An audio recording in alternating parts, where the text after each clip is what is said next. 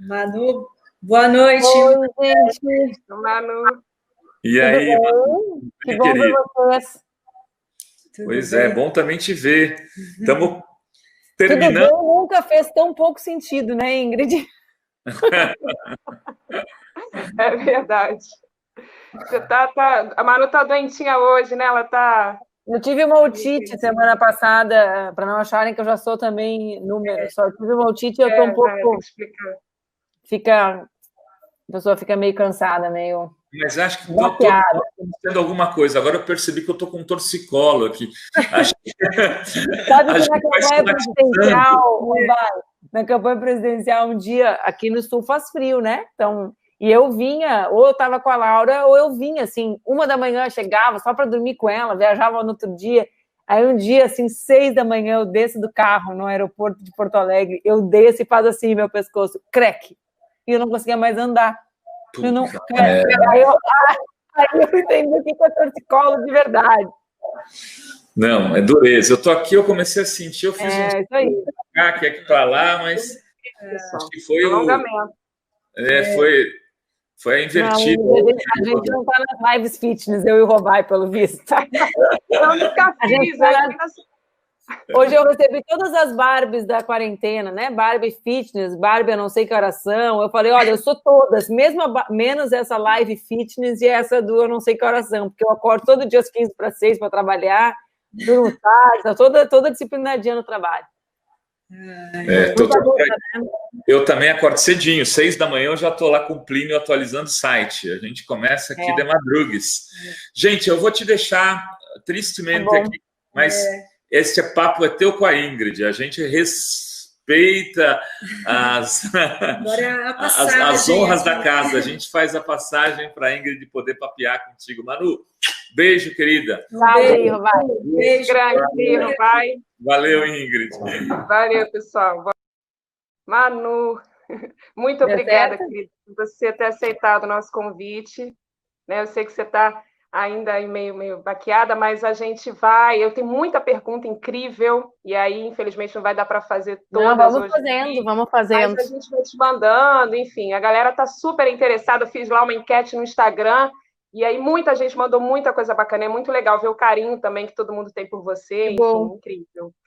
Mas, querida, a gente está num momento muito difícil, né? Tem muita coisa, acho que é difícil até a gente escolher o que falar diante de tantas questões que estão colocadas, tantos desafios que estão sendo colocados para a gente, principalmente aqui no Brasil, né? Se no mundo a gente já vive uma pandemia, no Brasil, além da pandemia, a gente tem o Bolsonaro, que, enfim, só dizer isso já diz tudo, né? Mas eu queria primeiro começar contigo perguntando em relação ao coronavírus, perguntando sobre a questão das mulheres. A gente tem enfrentado aí, além o que a gente está chamando de uma outra pandemia, né? Que é a pandemia nessa quarentena da violência contra a mulher, porque agora muitas mulheres, no momento em que elas têm que conviver, né, um tempo integral com seus agressores, a gente teve um aumento absurdo do número de casos de mulheres que estão sendo agredidas nas suas próprias casas. Isso, culturalmente, a gente já sabe, porque 80% dos casos das agressões contra as mulheres é dos seus companheiros ou ex-companheiros, né? Só que, curiosamente, na verdade não é tão curioso, a gente vai falar por quê, mas o número de mulheres que estão denunciando isso diminuiu, talvez por questão do medo, enfim, né? Do desamparo, né? Enfim, então eu queria que você comentasse um pouco isso, como é que você está sentindo, que movimentos que estão surgindo, o que a gente pode fazer para tentar minimamente mudar esse quadro. Então, primeiro, eu estou muito feliz de conversar contigo, com vocês, Ingrid, né? Tem sido um tempo de quase nenhum encontro físico, mas de muito encontro virtual, muita conversa. A gente tem conseguido, ao fim e ao cabo, se encontrar mais virtualmente do que talvez a gente se encontrasse pessoalmente nesse Brasil continental, né? Cheio de desafios tremendamente grandes. E quero começar registrando uma grande vitória que nós tivemos na Câmara dos Deputados nesse fim de tarde, né? Uma vitória construída por muitos parlamentares, mas encabeçada por 2 mulheres, pela Benedita da Silva e pela minha querida amiga Jandira Fegali, que foi o Fundo Emergencial da Cultura. Eu começo falando isso porque volta e meia eu vejo nas redes sociais aquela pergunta, né? Muita gente dizendo, a oposição não faz nada, a oposição não constrói nada. Olha, foram 2 mulheres de oposição que articularam nacionalmente, que garantiram o compromisso do governo de não veto, embora compromisso desse governo não signifique grande coisa, mas já é um compromisso, né? E que garantiram que a gente consiga criar mecanismos para que as artistas e os artistas vivam com dignidade. Só fazer um registro mesmo, Ingrid. Bom, a pergunta do debate geral chama-se o mundo em que quero viver, né? Em que mundo eu quero viver? Então, eu quero começar a te responder a tua pergunta falando que o mundo que eu quero viver é um mundo bom para as mulheres, porque eu tenho certeza que o mundo bom para as mulheres, um mundo tranquilo, um mundo sem violência, um mundo que nós mulheres consideraríamos bom, seria necessariamente um mundo bom para todas as pessoas. Por que eu falo isso? Quando a gente debate o tema do aumento da violência doméstica, por exemplo, durante a pandemia, nós estamos tratando fundamentalmente de duas questões previsíveis, né? A primeira, nós estamos falando de mais vulnerabilidade econômica, e se há vulnerabilidade econômica, há menores condições de sair de casa, né? Porque a maior parte das mulheres que não rompem com os seus agressores tem relação direta com a vulnerabilidade econômica que as faz não ter para onde ir com os seus filhos, sobretudo mulheres mães. E a outra questão é tempo em casa. Então, a gente está falando de vulnerabilidade econômica e tempo em casa. Tempo em casa, as pessoas fazem mil debates sobre isso, mas para uma parte grande das mulheres, a casa não é um lugar seguro. Bom, não foi seguro para o João Pedro, no Rio de Janeiro. A casa não é um lugar seguro para uma parte dos brasileiros e brasileiras. Para as mulheres, em particular, 43% dos atos de violência cometidos contra mulheres, e agora eu estou, nesse horário, eu já fico com a cabeça mais devagar, eu não me recordo se são 43% do total de atos, ou do feminicídio especificamente, acontecem dentro de casa. Então, quando a gente junta, né, a vulnerabilidade econômica e a maior permanência dentro de casa, a gente poderia deduzir, né, que haveria um aumento do número de casos de violência contra a mulher. Mais do que isso, no Brasil, nos últimos 3 anos, esses números já têm aumentado, porque nós temos no comando do país alguém que estimula a violência contra as mulheres. A gente tem um misógino presidente da República, e as pessoas podem achar que o discurso não interfere na vida concreta. Para mim, interfere. Né? Qualquer mãe que está em casa me ouvindo, e quem é filho vai saber que a mãe lhe disse isso, o Bolsonaro é o pior exemplo que a gente pode ter para os homens potenciais agressores e agressores das suas mulheres. Ele estimula isso com seu discurso de ódio, com seu discurso de violência, com seu discurso que não combate, ao contrário, acaricia agressores, torturadores, violadores. Tanto é que já havia aumentado. Bom, então, claro, tu fala, tem menos denúncia. Claro que tem menos denúncia, né? Por quê? Porque as mulheres, elas denunciam em situações da sua rotina. Elas não dizem para o agressor, tchau, querido, estou indo ali denunciar tu que tentou me matar. Ela denuncia quando está levando o filho para a escola, só que agora não tem escola. Ela denuncia quando diz que vai no supermercado, mas agora não tem supermercado, não tem dinheiro para ir no supermercado. Ela denuncia quando ela chega no trabalho e a amiga, a colega, identifica ela com hematoma. Então, as circunstâncias que fazem com que as mulheres denunciem estão menores.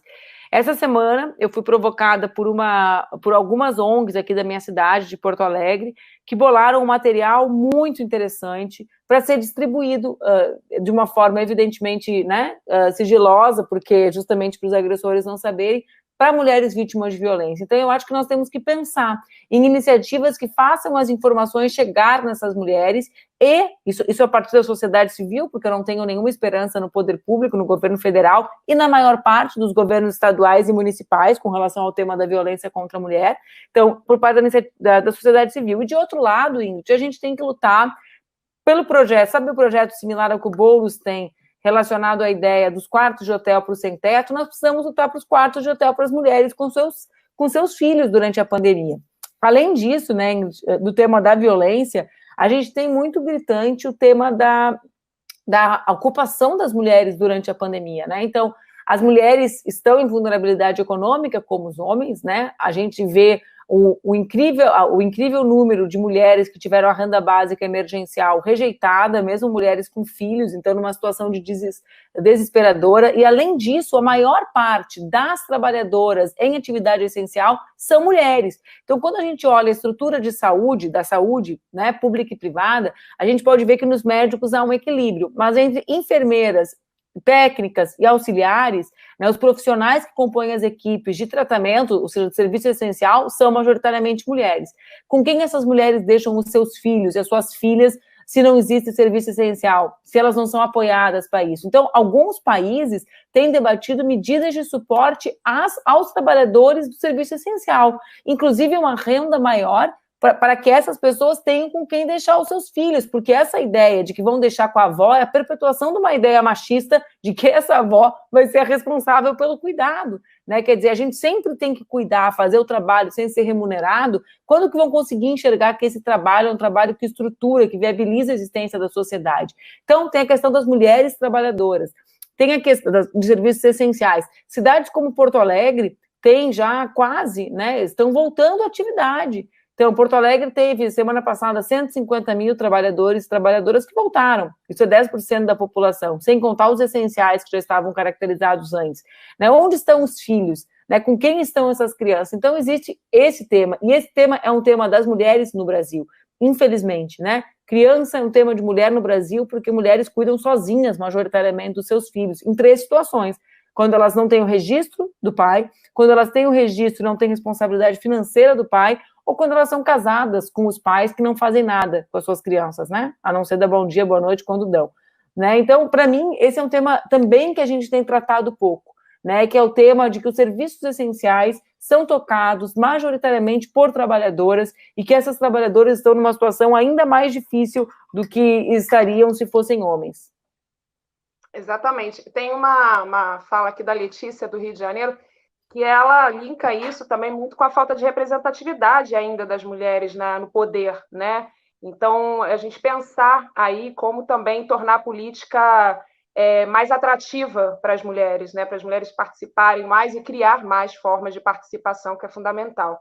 Agora, eu acho, em relação às favelas, a gente vê, eu sou do Rio de Janeiro, então isso é um problema crônico. Você citou o caso do João Pedro, a gente pode dar Ágata e tantas outras crianças que morreram vítima da violência policial no Rio de Janeiro, dessa forma truculenta de agir e principalmente essa forma de valorizar menos a vida daquelas pessoas que vivem naquela região. E não é à toa que hoje a gente vê que os casos de Covid também, né, a preocupação desde o início, sempre foi falado muito isso, né, de que isso iria explodir nas comunidades em função dessa falta de estrutura completa, porque a gente está falando fica em casa, mas as pessoas com famílias, né, com muitas pessoas em cômodos, em casas com poucos cômodos e com pouca capacidade também, quer dizer, tem que continuar trabalhando, pouca capacidade de poder se manter durante esse tempo da pandemia. Então, o que você tem aí, você que é candidata, pré-candidata agora a prefeita para Porto Alegre, você que sempre foi também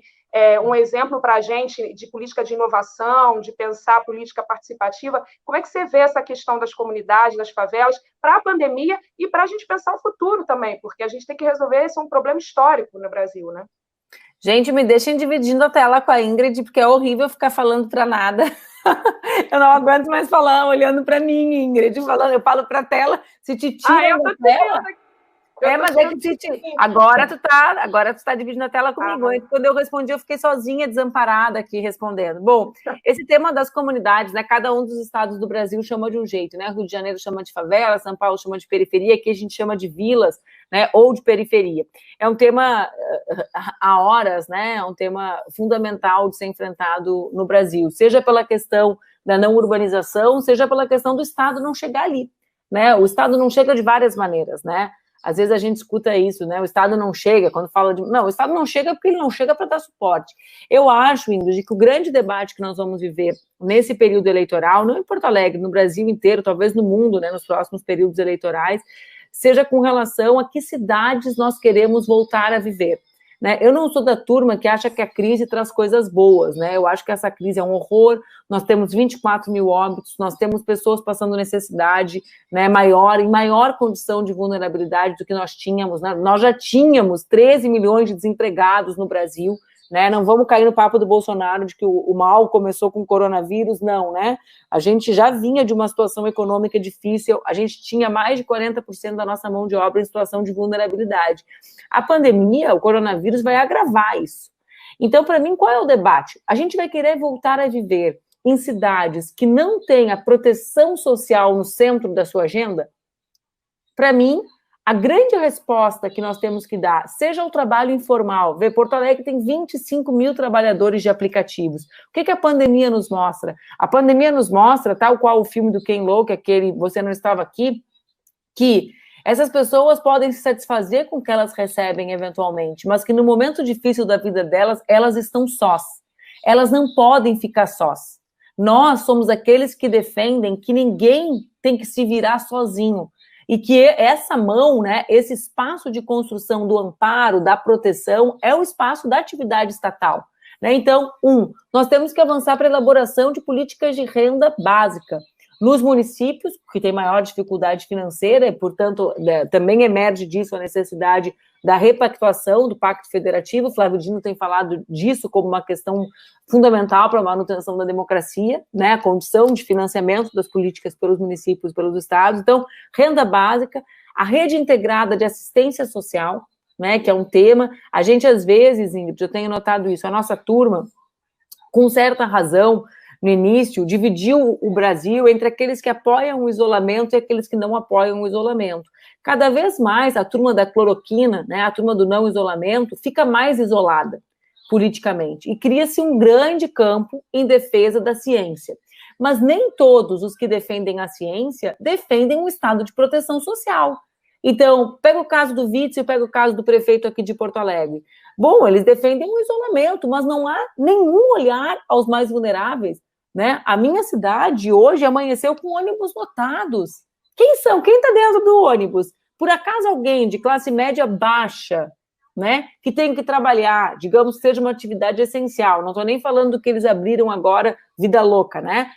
Essa pessoa não vai pegar um aplicativo? Claro que vai, só pega ônibus lotado quem é mais vulnerável no mundo do trabalho. Né? Então, não é todo mundo igual, digamos assim, né? Existem os que negam a ciência, que é a turma multilouca, governo Bolsonaro, 24 mil mortos, né? Polícia Federal, política, essa turma. E existe uma turma que defende a ciência, mas não defende o Estado. E, portanto, eles são, num certo sentido, uma turma também do Bolsonaro, a turma do Guedes, né? A turma que defende o Estado mínimo. Para mim, a primeira e grande reflexão da pandemia é essa. Nós precisamos debater um estado de proteção social que dê conta dos impactos da pandemia, mas não só dos impactos da pandemia, dos impactos de um mundo de trabalho precarizado que era anterior. Ingrid, eu vi uma matéria recentemente na Folha de São Paulo, eu acho, sobre as creches de São Paulo capital. E a matéria, em tese, era positiva, dizia que tinha zerado, diminuído muito o número o déficit de vagas, que é um dos grandes temas para os municípios e para as mulheres. Aí eu fui ler a matéria, curiosa, tentando entender o que o Bruno Covas tinha feito. Mas no interior da matéria tinha um dado revelador, a idade de matrícula das crianças nas creches em função do trabalho precarizado das mães. Como não tem mais CLT, licença maternidade para a maior parte das mulheres, as crianças chegando nas creches com 11 dias. 11 dias é um bebê que não se vira. Quem é mãe sabe do que eu estou falando, o bebê fica de bruços. Então não é sobre creche, é sobre berçário. Lugares que eram ocupados quando a criança tinha ali 3 meses e meio para a mulher voltar a se adaptar ao mundo do trabalho, chegam ali com 11, 12 dias. Isso é o quê? É o mundo do trabalho precarizado. Então o município tem que estar preparado para dar conta disso. A segunda grande questão que para mim é central no debate eleitoral é que a saída seja mais democrática. Nós precisamos construir Recebi uma mensagem de uma pessoa, eu ri porque a pessoa mandou uma mensagem: que grupo de WhatsApp da tua pré-campanha eu me engajo? A pessoa tem 50 anos, acho que eu vou me engajar no grupo secundarista. Eu comecei a rir, desculpa, eu achei que era urgente de trabalho, era uma pessoa séria, eu falei, deve ter dado um horror, era piada. Então, assim, o segundo grande tema é a questão democrática. O professor Boaventura de Souza Santos, num debate que a gente fez há, acho que 15 dias atrás, aqui, virtualmente aqui em Porto Alegre, justamente com o tema em que cidade queremos voltar a viver, chamava o período que nós vamos viver agora de pandemia intermitente. Uma ideia de que a gente, até não ter a vacina, né, até que a gente possa ter uma solução universal para esse tema, a gente vai sair, entrar do isolamento, vão ter serviços, vai diminuir, né, globalmente. Bom, se é verdade isso, é verdade, então, que os governos terão muito mais poder sobre os nossos corpos. Porque eu nunca votei num prefeito para decidir se eu podia levar minha filha ou não na escola, para decidir se eu podia ir ou não no parque, para decidir se eu podia ou não caminhar na rua, e se eu era obrigada a caminhar de máscara ou sem máscara, certo? Então, aumenta muito o poder de controle das administrações. E se aumenta o poder de controle, tem que aumentar radicalmente as formas de controle público sobre esse poder. Isso é um dos temas que tem mais me preocupado e que eu menos vejo gente falar. O que vai sair disso? Ora, é igual a polícia, Ingrid, com um jovem negro de máscara e um jovem branco de máscara? Então, percebam, a gente está falando de muito poder e muito controle no Estado. Nós precisamos de soluções radicalmente democráticas para esse Estado. A terceira questão que vai ser fundamental é nós pensarmos na retomada da atividade econômica do nosso país, né? Hoje eu passei a tarde debatendo a pauta relacionada à inovação.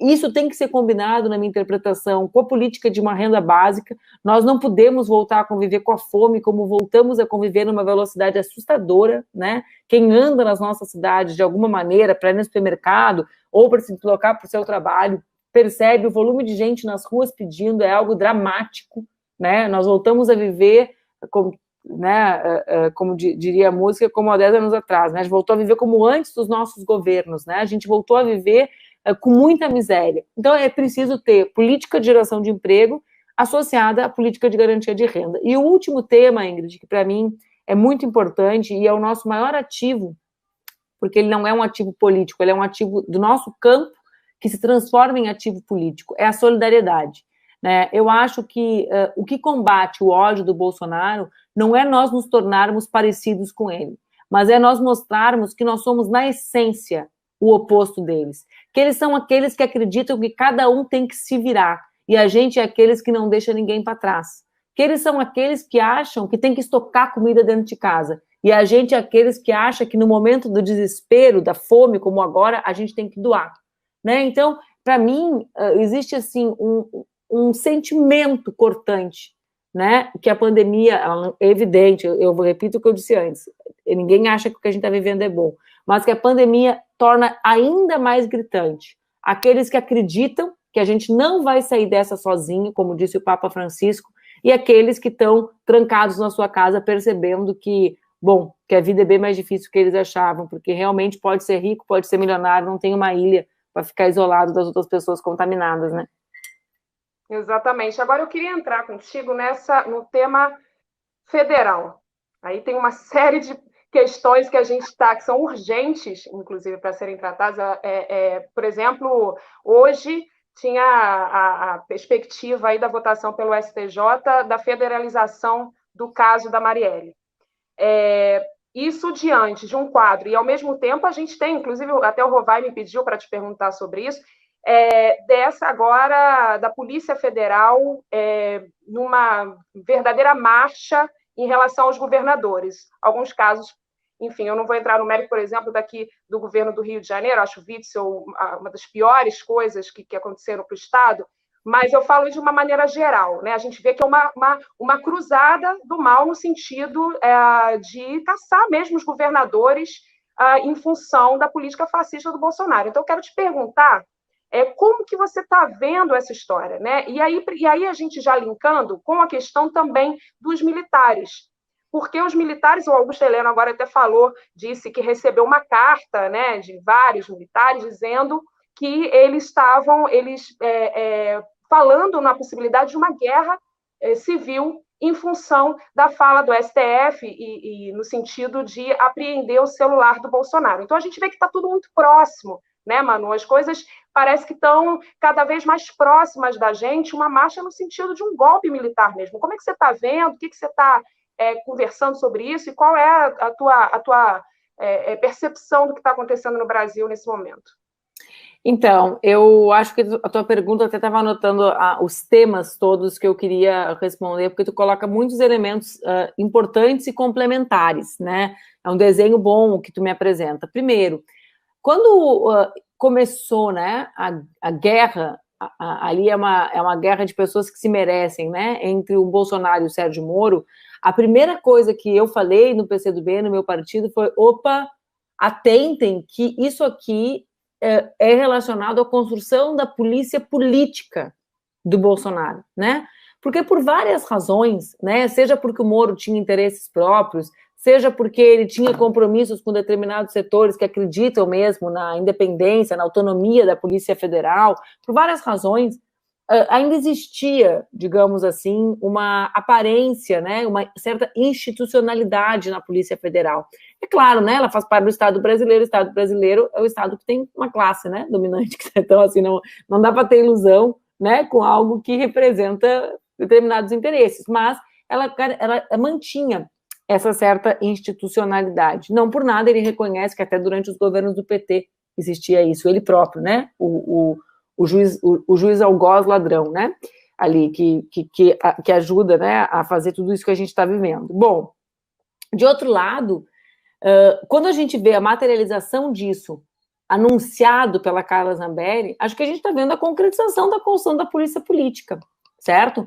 Aqui não interessa, é evidente, né, que se nós duas, tu falou sobre o Witzel, né, a gente na última semana preencheu uma mão de jovens mortos em ações da polícia do Witzel, né, em que ele não teve a dignidade de sequer pedir desculpa para as famílias. Só isso, a gente está perdendo a dimensão das coisas como elas eram, né? É o homem que não pediu desculpa depois de matarem a Ágata, sob seu comando, depois de matarem o João Pedro, depois de matarem aquele menino no ônibus da ponte Rio-Niterói, que é uma das cenas que mais me marcou do governo dele. Então, assim, esse é o Witzel. Agora, o fato desse ser o Witzel nada tem a ver com o fato da Carla Zambelli saber. São dois fatos diferentes. Acho que a gente tem que olhar o tamanho da complexidade da realidade para que a gente consiga incidir sobre ela. Então, de um lado, que a Polícia Federal investiga o Witzel, que descubra o que ele fez. Agora, como que essa operação cai na mão de uma deputada bolsonarista? Né? Porque o Witzel é adversário do Bolsonaro agora, e conosco, o que eles farão? Como eles noticiarão? Né? Vão ser arapucas, vão ficar montando esquemas? Né? Depois ela anunciou um negócio no Ceará, associada ao deputado que é o dono do mini gabinete do ódio local, o maior distribuidor de fake news do estado do Ceará.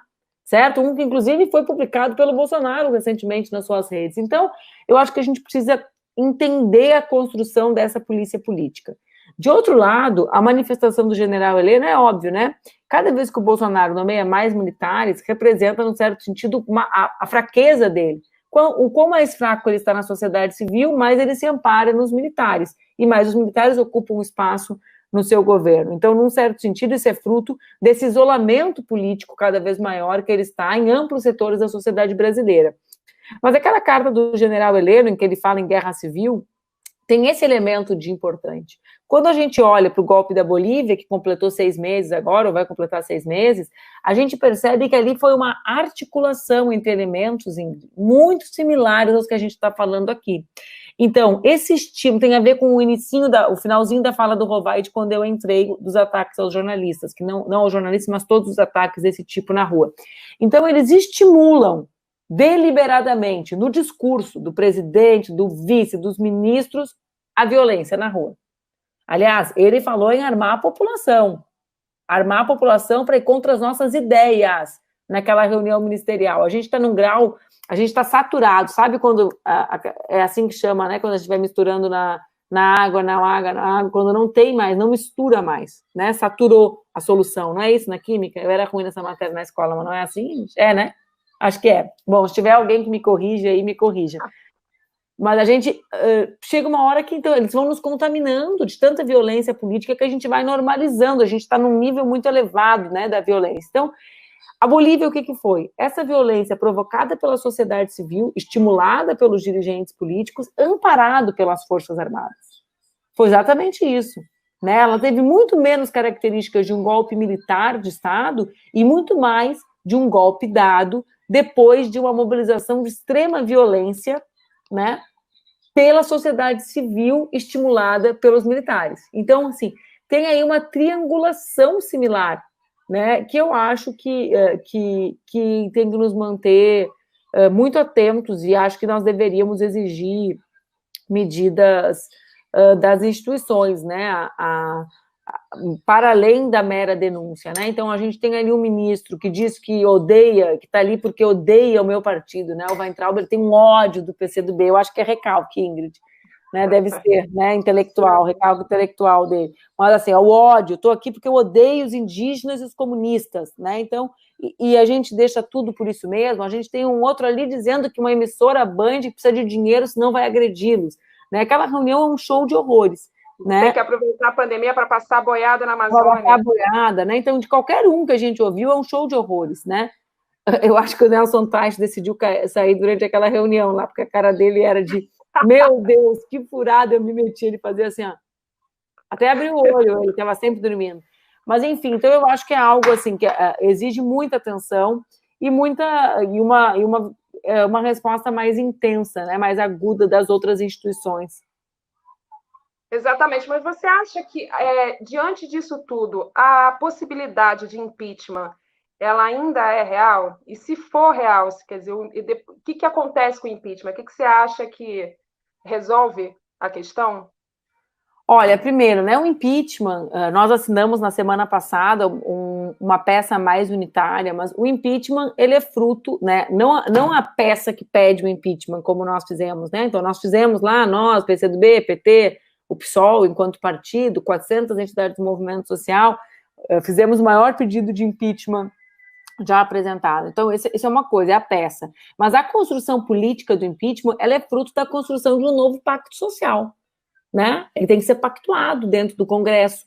Então, para mim, nós estamos no início desse processo, né? É óbvio, né, que nós queremos o fora Bolsonaro. Para mim é óbvio que cada vez mais setores querem, mas isso tem que resultar num novo pacto político. Não pode ser para a gente entrar numa aventura ainda mais autoritária, né? Então, bom, cai para quê? Soluciona como, né? Então, para mim, a gente está na fase de construção. Vê bem, a gente não teve assinaturas suficientes para a construção da CPI dentro do Congresso Nacional. Esse tema da Zambelli, né? Então, o CPI é 1/3, o impeachment é 2.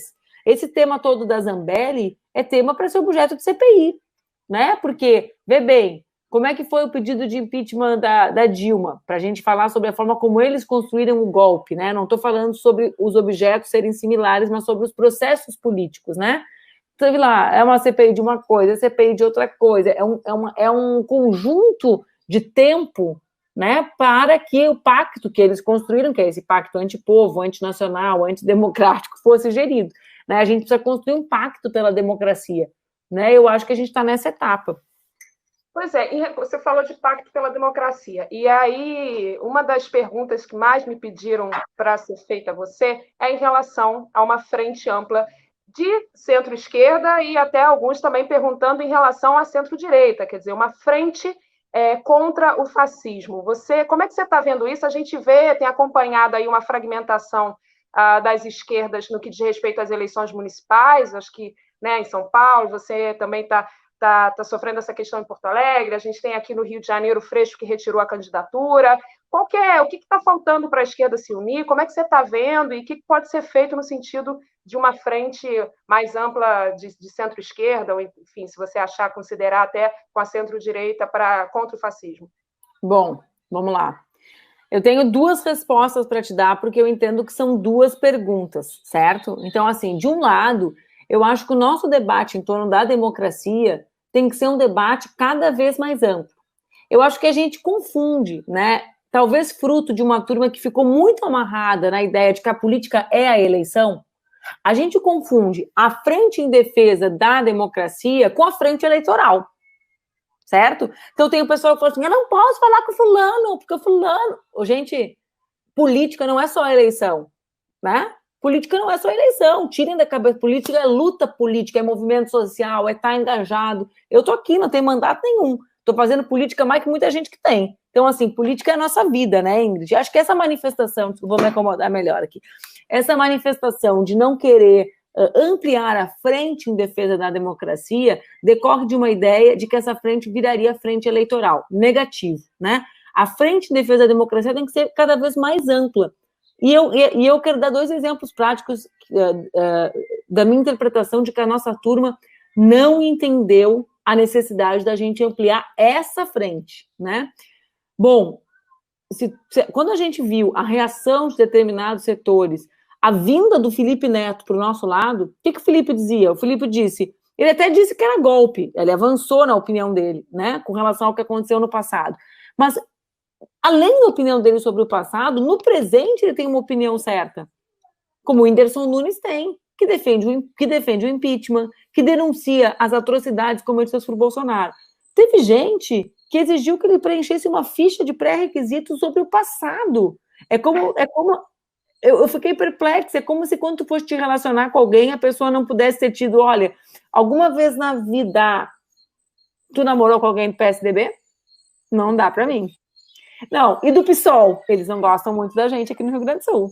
Entendeu? É mais ou menos isso. Não dá. Entendeu? Não é sobre o passado, é sobre o presente, para a gente poder garantir um futuro democrático. Ontem, vou te dar outro exemplo. Eu fiz uma live com uma menina do BBB. Eu não assisto BBB, eu durmo de noite. É a única razão pela qual eu não assisto. Nenhum juízo moral. Ninguém assiste, é só porque eu durmo, eu acordo muito cedo, eu durmo. A Marcela me convidou, eu sabia que ela tinha feito uma manifestação contra Dilma, né? Sabia que ela tinha feito. Mas a pessoa me convida, eu sou do PC do B, né? A pessoa me convida como candidata a vice-presidente. Para eu falar, eu aceitei falar. E ela pediu desculpas para Dilma na live. Falou, olha, eu errei, eu não me dei conta, eu acordei para a política em 2018, eu não me dava conta da misoginia, do ódio, de como aquilo ia fazendo eu ter aquela opinião sobre ela. Eu achei super legal, concorda? Pediu livro de dica de livro sobre racismo, né? Porque até indiquei o Silvio Almeida, parará. Bom, ela verbalizou o pedido de desculpa a Dilma. Hoje eu acordei, eu tinha lá umas 50 pessoas. Eu não acredito que tu conversou com uma pessoa que odeia a Dilma. Falei, tu ouviu a conversa? Claro que não. Eu falei, isso é o quê? Que tipo de comportamento é esse? Se a gente não quer conversar com pessoas que podem mudar de opinião, eu quero que as pessoas mudem de opinião, gente. A minha luta é essa, porque se elas não mudarem, a gente vai ficar no Brasil de Bolsonaro preso, que nem no dia da marmota, para sempre preso nesse país que é um pesadelo. E eu quero sair desse país, desesperadamente. Aí eu respondi, ela falou assim, não é sobre política, é sobre caráter. Eu falei, para mim, é sobre sair na rua. Para mim, é sobre poder ir no supermercado e minha filha não apanhar. É sobre isso a construção desse Brasil democrático. Se eu vou disputar a eleição com essa gente, é evidente. Não, o meu pacto eleitoral é programático, né? Eu preciso de democracia para ter o pacto programático na eleição. Então, assim, na eleição, eu acho que a gente tem que fazer à frente do nosso campo. E eu não entendo, sinceramente, como o nosso campo não consegue se unir. Ingrid, olha o Brasil de Porto Alegre, olha todo o Sul e Sudeste.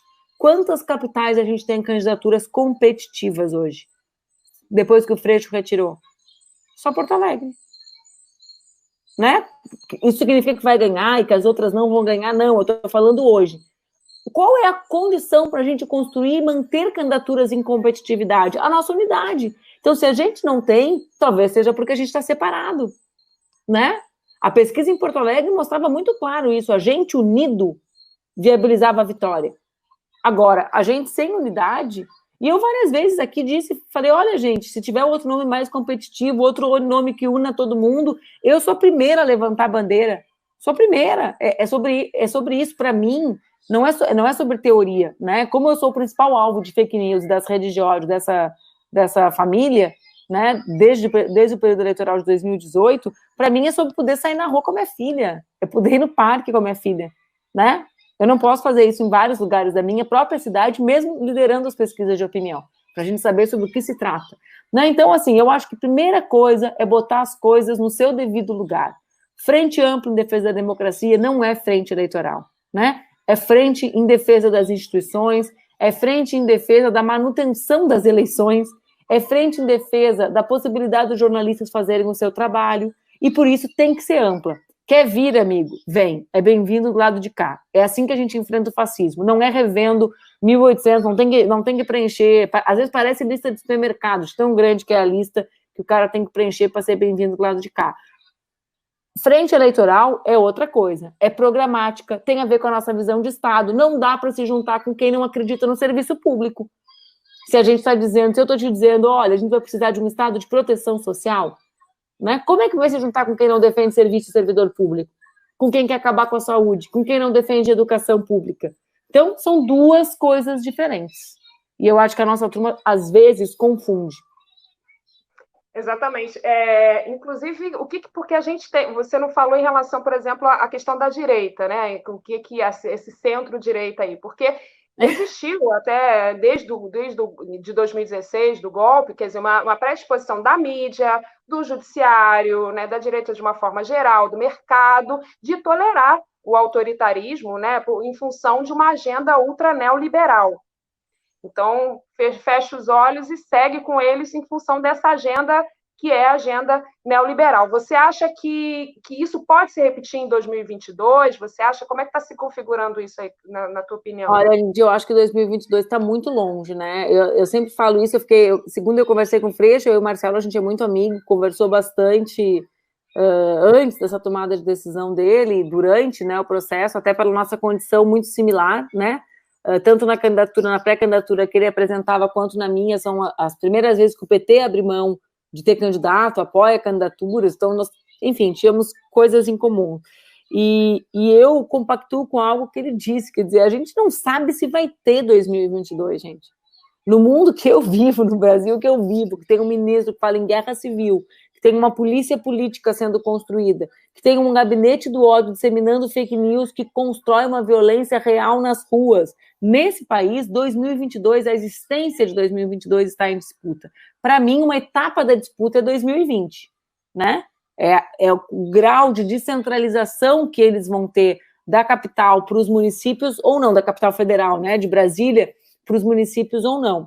Eu torço, Ingrid, para que entre maio, né, hoje, o dia que a gente conversa, e as convenções partidárias, mais consciências sejam despertadas. Eu acredito muito nisso, né? Eu acredito que os partidos terão a consciência que o nosso campo político na base já tem, sabe? Eu noto muito isso. Quem atua nas redes sociais, e eu atuo há muitos anos, percebe que existe muito menos divisão na turma que se identifica com os nossos sonhos do que, às vezes, na capacidade de diálogo dos dirigentes partidários.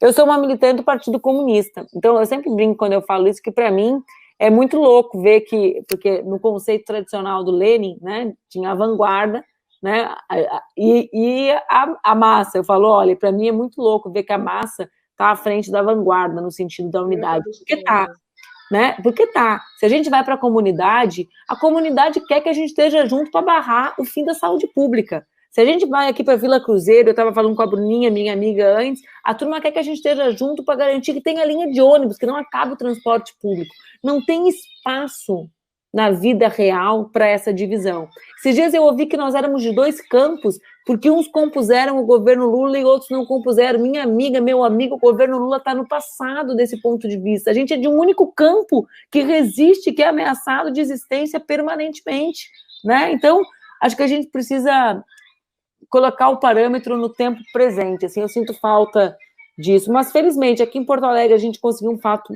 inédito, histórico, né, acho que é uma grande prova de compreensão, dessa compreensão do PT, né, porque o PT é um partido tradicional, governou Porto Alegre durante 16 anos, aqui foi o seu laboratório de políticas locais, aqui tem Tarso, tem Olívio, tem Raul Ponte, né, tem Maria do Rosário, e essas pessoas todas, né, junto com a militância do PT, tiveram essa compreensão elevada sobre a necessidade da nossa unidade. Então, a gente aqui já avançou muito nisso, e eu tenho certeza que é essa nossa unidade entre nós, com essa população, né, com essa turma que milita conosco, que constrói a luta com a gente, que pode nos levar para a vitória aqui em outros lugares, né? Agora, você falou de como você lida com as redes e tudo mais, e falou também, né, deu o exemplo da Marcela, ex-BBB, enfim. Eu acho que esse ponto que você tocou é muito importante. Eu falei isso com a Haddad na semana passada, e esse é um tema que eu acho que a gente tem que explorar muito, que é o tema da comunicação. Porque o fascismo, ele, antes de ser um regime, ele é um ambiente político e cultural. Né? E essa construção fascista, que não só no Brasil, mas no mundo inteiro, desde 2016, hoje, principalmente, uma guerra de comunicação, né? A maneira como se constrói isso e como se ganha corações e mentes para essa narrativa do ódio, enfim, tudo isso é também uma construção que se ganha emocionalmente esse público. A gente tem uma série de youtubers, você falou do Felipe Neto, que bom que hoje ele está do lado da esquerda, e tem uma série de youtubers que estão hoje, que são da direita e que fazem um conteúdo que atinge muitas pessoas, né? E tem, por outro lado, as fake news.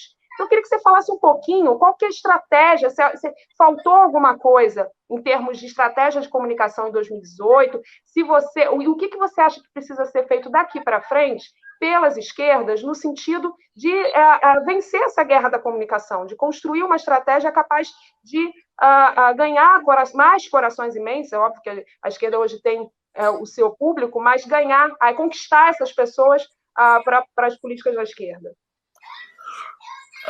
Eu acho, Ingrid, que não em 2018, né, mas falta uma compreensão mais profunda sobre o que significam as redes. Eu acho que o nosso grande erro é compreender que as redes ainda são algo a ser colocado na pastinha da comunicação. Na realidade, as redes são tudo, entendeu? Eu estou organizando uma campanha de doação de alimentos em Porto Alegre, de cestas básicas para famílias mais vulneráveis. É nas redes que eu faço a captação de recursos, é nas redes que as pessoas nos acionam para distribuição, é nas redes que eu vendo os meus livros, né, na época do isolamento, e esses livros são revertidos, todo o recurso, para compra de cestas. O que é isso? Isso é comunicação? Não, isso é uma campanha de solidariedade, que antigamente a gente botaria caixas nas portas dos sindicatos, talvez, né? Mas é uma campanha organizada de solidariedade, que tem captação, tem distribuição, tem organização popular. A gente está realizando um curso sobre feminismo, chama-se Por que Lutamos, o mesmo nome do meu livro, com 44 mil pessoas inscritas. Online, gratuito, 16 aulas. O que é isso? Isso é comunicação, isso é formação política, né? A partir de um posicionamento político próprio que a gente tem da nossa organização. A gente fez um sobre a história do Brasil, teve 17 mil inscritos, certo? Virtualmente, a gente tem feito aulas com 10 mil, 12 mil pessoas assistindo aula ao vivo. Um ginásio, né, desses de congresso, tipo o Gigantinho aqui em Porto Alegre, Maracanãzinho, um lugar desses, né? Lotado para assistir uma aula sobre feminismo, certo? Então, assim, primeiro, eu acho que a turma... Eu fiz ontem uma plenária da minha pré-candidatura com 300 pessoas. Plenária aberta, fiquei sentada, abria, botava 3 pessoas, elas falavam. Eu e Miguel Rosseto, que ia ser meu candidato a vice. As pessoas falavam, a gente ficou ouvindo. Né? Então, isso é o quê? Comunicação não, era uma plenária. Né? Então, por que eu estou falando isso? Porque, para mim, é um erro de concepção que faz com que a gente erre tanto. A gente não entende aquele espaço como um espaço de organização, de formação de consciência. A gente acha que é um jornal, que a gente botava o texto ali, distribuía na rua, a pessoa lia e ia pensando para casa, a gente não sabia o que ela pensava. Não, é uma espécie de assembleia popular permanente. Eu não estou discutindo se ela é democrática, né, se não tem robô, se não tem fake news, não é sobre isso. Eu estou falando sobre a gente, sobre o que a gente tem que fazer. Eu acho que a gente precisa se organizar para estar aí com essa disposição. Às vezes eu vejo pessoas que são relevantes nas redes que querem fazer igual elas faziam antes. Elas falam e elas não escutam. Não, meu amigo, minha amiga, não existe mais isso, né? Aqui tem que mudar, tem a ver com essa coisa de ter disposição para ouvir a crítica e ser transformado por ela, né? Ou reagir a ela e transformar a pessoa, é muito vivo, né?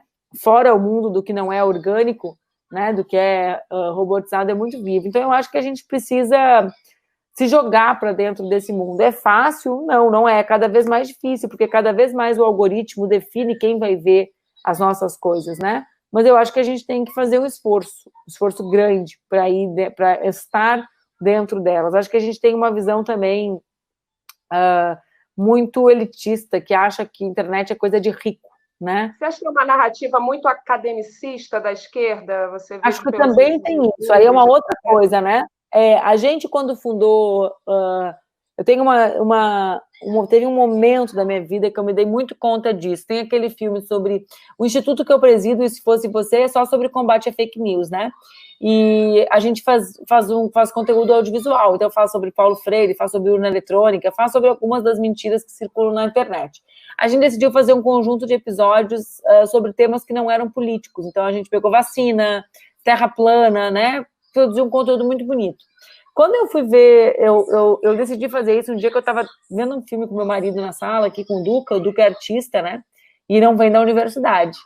E o Duca botou o documentário e eu comecei a rir. Quando eu comecei a rir, ele falou, sabe, né, que tá tudo acontecendo por causa dessa risada de vocês, né? E daí eu fiquei, claro, né, essa é coisa da relação, não é tudo tá acontecendo por causa disso, mas o que eu me dei conta, né? Como a gente não acolhe quem ignora o que nós já sabemos. Porque, na verdade, não é sobre o Olavo de Carvalho, que não acredita que a Terra é plana, e mente para as pessoas que acreditam. É sobre as pessoas que têm dúvida e que são hostilizadas por terem essa dúvida, né? Não tem espaço de acolhimento para esse não saber dela. E aí me ocorreu, Ingrid, que a gente luta muito pela democratização do acesso à universidade. A gente luta para que as pessoas se realizem, óbvio, né? Mas não é só por isso. A gente luta pela democratização da produção do conhecimento. E a produção do conhecimento mais democrática passa também por a gente compreender que a ciência nunca teve o compromisso de ser popular. E a internet dá a impressão de que o conhecimento é popular, né? Mas isso é justamente o que nos obriga a estudar. Quando Marx disse: se a aparência fosse igual à essência, não precisaria de ciência, ele diz o quê? A gente estuda para olhar para uma coisa e entender aquilo que nós não vemos. É isso, né? É para olhar para a relação de uma mulher trabalhando dentro de casa e olhar e falar: não, opa, isso parece o natural, mas não é. Isso é um trabalho não remunerado, isso é um trabalho reprodutivo. É para isso que a gente estuda. A consciência é olhar um fato e entender o que tem por trás dele. É isso, não é? Só que quando as pessoas não entendem o que tem por trás dele, ao invés de a gente acolher, é isso que os bolsonaristas fazem. Quando o Olavo diz que acredita que a Terra é plana, ele não diz que acredita, ele fala assim: eu não tenho elementos para saber que ela é esférica. Ele se identifica com essa ignorância da pessoa e, portanto, a pessoa se sente acolhida por ele, né? Então, sim, eu acho que tem ali duas coisas. Isso que tu fala de uma visão academicista que acha que exerce a linguagem como um exercício de poder, né? E, portanto, se afastando da população, né? Falar difícil, falar rebuscado, que é o inteligente, né? Quem simplifica na cabeça dessa turma, assim, que tem essa visão, está rebaixando o conteúdo, como se não fosse possível fazer conteúdo compreensível pela maior parte da população. Mas existe também, acho que uma não acolhida nossa aos não saberes, né? Isso se expressa muito na cultura do cancelamento, na cultura da fada sensata, né? Assim, tem outras interfaces disso na nossa, digamos assim, no mundo que a gente está vivendo hoje. Quer dizer, as pessoas, elas são perfeitas, elas não são exatamente como tu, elas não podem mais fazer parte do teu clube, né? Isso tem relação com esse espaço do não saber. Então, a pessoa, ela comete um equívoco, né, machista, por exemplo, para falar de algo que eu atuo, e para sempre aquela pessoa tem que ser hostilizada por isso, né? Então, quer dizer, não adianta ela dizer: olha, eu errei, eu cometi isso, ela tem que pagar. Então, acho que isso é muito fruto do que a internet tem produzido nas nossas mudanças comportamentais, e a gente tem que ter coragem para enfrentar. O sair da bolha não é só sair do que o algoritmo no lugar que o algoritmo nos conduz. É querer sair, né? Reestabelecendo pontes, se permitindo mudar e permitindo que as pessoas mudem e avancem nas suas consciências. Exatamente. Olha, Carol Senhoroto falando aqui, perguntando se eu olho o chat. Eu olho o chat, gente. Mas eu também tenho que olhar aqui para a nossa Manu, para a gente prestar atenção e fazer o papo cada vez, né, fluir melhor, mas de qualquer forma... Eu não estou conectada no chat. Não, porque eu olho o chat, inclusive... Casa Bergamota com a mamãe. Porque você sabe que já tem uma galera aqui que está sempre frequentando e já me disseram até que tem uma... Você falou dessa coisa que não é só comunicação, né? É o nosso espaço, é onde a gente convive. Agora tem uma galera já até se conhecendo, trocando uma ideia. Daqui a pouco vai rolar um petinder aqui da foto. Isso. Vai ser um negócio... Mas eu olho, sim, e a gente... eu tentei, falando aqui para vocês, todas as lives que a gente fizer, pessoal, eu vou estar fazendo as perguntas antes pelo Instagram, para que a gente possa já chegar nas entrevistas com as perguntas. Eu acho que facilita também, facilita para vocês. Então, depois eu vou deixar aqui o endereço do meu Instagram e vocês podem ir mandando para a gente, que aí acho que já vai fluir melhor. Né, Manu, eu queria, por último, te perguntar o seguinte: o Zizek, que hoje é um filósofo que a esquerda gosta e tem muita referência, eu particularmente gosto muito dele, ele fez uma fala e tem feito falas. Você tinha dito anteriormente que você não é da turma do pessoal que está achando que vai sair alguma coisa boa dessa pandemia. Mas ele fez uma fala que eu achei bastante interessante quando ele diz o seguinte, que essa pandemia ela abre espaço para um novo comunismo. Ele fala dessa forma, um novo comunismo que não esse comunismo histórico, mas um comunismo que, óbvio, que na sua base, na sua essência é também isso, de uma renovação de laços de comunidade. Você está comendo tangerina? Não, eu estou descascando para a Laura bergamota e peguei um gomo para mim. Adoro tangerina. Mas o que acontece? A gente está falando... Ele falou até, fez uma alusão bacana, que ele diz que seria um golpe estilo Kill Bill no capitalismo, né? Essa pandemia, há essa possibilidade. E de um comunismo que não é um histórico, mas um comunismo dessa renovação desses laços de comunidade, porque a pandemia fez a gente redescobrir que nós precisamos um dos outros. Você falou também de solidariedade, de afeto. Como é que você vê esse novo comunismo que o Zizek chama, e como é que faz para comunicar esse comunismo, que é o comunismo, a essência do comunismo, para pessoas hoje que olham, que ouvem o tempo todo que o comunismo é algo ruim e demonizam o comunismo como demonizaram com tantas fake news. Que desafio? É um desafio.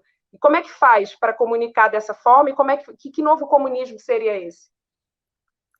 Então, primeiro, Ingrid, eu não disse que acho que não vai sair algo bom. Eu disse que não acho que é bom, porque tem gente que fica romantizando a pandemia e imaginando assim, olha, vamos aproveitar as oportunidades, né? Nem vai acontecer por mágica, né? Tem que ser... Agora, eu acho, como disse a Débora Diniz numa conversa que eu tive com ela, que a ferida está aberta e todas as pessoas estão sentindo a ferida, né? E esse sentimento de machucado não tem jeito, faz doer, né? A gente não tem como tirar a dor, né? E não é o nosso papel tirar a dor. As pessoas estão sentindo de várias formas. Elas estão sentindo porque elas estão se dando conta que o que é importante para elas, né? Uma parte, né? Em Paris teve fila na Zara no primeiro dia, né? Quer dizer, as pessoas sentiam falta de consumir lá, né? Mas assim, as pessoas se dão conta que sentem saudade dos seus familiares. As pessoas se dão conta da existência do trabalho doméstico, né? Os homens, né? As pessoas do sexo masculino que não exercem essa atividade, se dão conta do papel da escola na vida dos seus filhos, numa outra dimensão. Então, eu acho que há também uma ressignificação daquilo que acontece na sociedade. E eu tenho esperança que a gente consiga construir um desfecho que seja de solidariedade, né? Porque a última grande crise, ou a crise similar a essa de 29, o desfecho foi péssimo para a humanidade, né? Então, eu tenho muita preocupação com os anos que nós viveremos, mas, como em qualquer outro período da minha vida, eu vou lutar para que a disputa, né? A gente está travando uma disputa nesse momento, né? Entre solidariedade ou 30 mil mortos. É sobre isso, já é sobre isso no nosso país.